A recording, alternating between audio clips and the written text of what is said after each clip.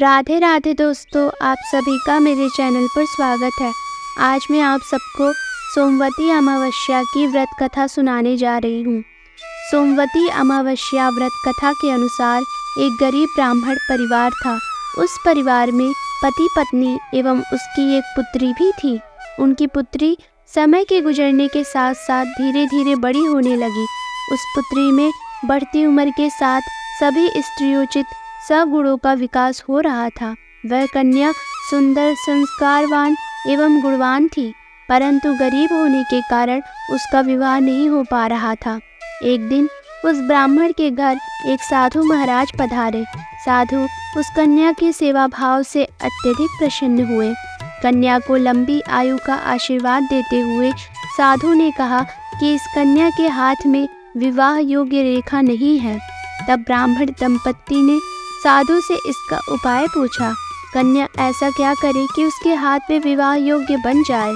साधु महाराज ने कुछ देर विचार करने के पश्चात अपनी अंतर्दृष्टि में ध्यान करके बताया कि कुछ ही दूरी पर एक गांव में सोना नाम की एक धोबिन महिला अपने बेटे और बहू के साथ रहती है, जो बहुत ही आचार विचार एवं संस्कार संपन्न तथा पति परायण है। यदि यह सुकन्या उस धोबिन की सेवा करे और वह महिला इसकी शादी में अपने मांग का सिंदूर लगा दे तथा उसके बाद इस कन्या का विवाह हो जाए तो इस कन्या का वैधव्य योग मिट सकता है। साधु ने यह भी बताया कि वह महिला कहीं बाहर आती जाती नहीं है। यह बात सुनकर ब्राह्मणी ने अपनी बेटी से धोबिन की सेवा करने का प्रस्ताव रखा।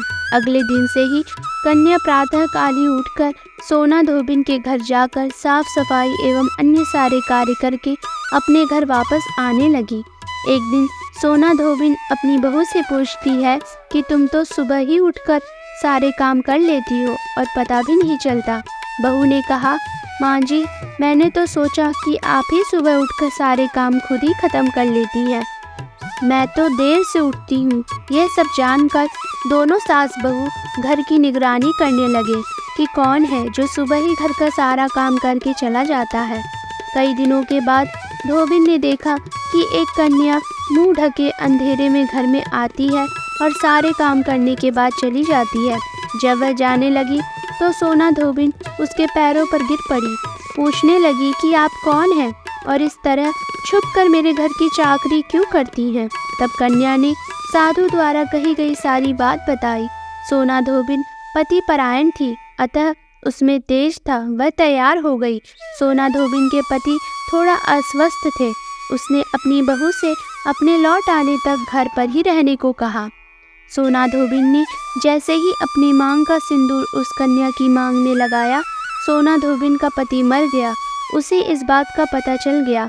वह घर से निराजल ही चली थी, यह सोचकर कि रास्ते में कहीं पीपल का पेड़ मिलेगा तो उसे भंवरी देकर और उसकी परिक्रमा करके ही जल ग्रहण करेगी। उस दिन सोमवती अमावस्या थी।